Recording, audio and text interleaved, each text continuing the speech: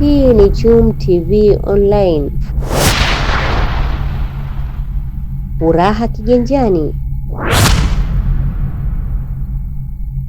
Bwana, mambo vipi mtazamaji wa Chum TV Online? Leo tupo katika kituo cha watoto yatima Orphan Center, ambapo leo viongozi wa Simba wamefika katika kituo cha watoto yatima kuomba baraka za watoto yatima ili waweze kushinda katika fainali yao dhidi ya timu Stellenbosch. Hii ni Chum TV Online, usisahau kusubscribe, kulike, kucomment na kushare. Jina langu ni Subira Salu. Simba tunajiandaa na mchezo wetu wa kimataifa nusu fainali dhidi ya Stellenbosch siku ya Jumapili ya tarehe 20 katika uwanja wa Amani.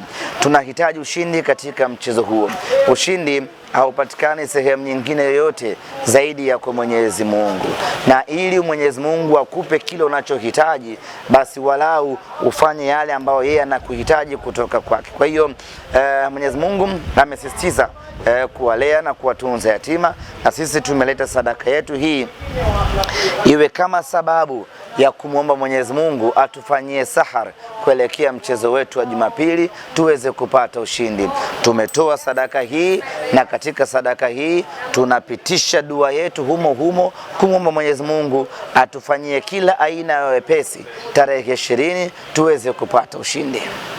Leo tumepokea ujumbe mzito kutoka Simba Sports Club, na kwanza tunawashukuru kwa kuja kututembelea kwa sababu wangeweza wakaja Zanzibar wakafanya shughuli zao alafu wakaondoka, lakini kuja kuwaonesha watoto mapenzi, ambao miongoni mwa watoto hawa waliokuwa salamu wengine ni aidha washabiki wa Simba au wachezaji watarajiwa wa Simba.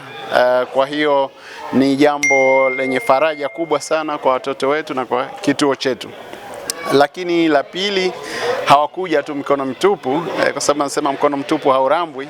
Wamekuja na sadaka zao, vyakula ambao tumevipokea, mchele, sukari, na haya kituo kama hiki kina mahitaji mengi ya kifedha au ya chakula kama hivyo, ya moral support kwa watoto wetu. Kwa hiyo vyote hivyo katika ziara moja vimepatikana.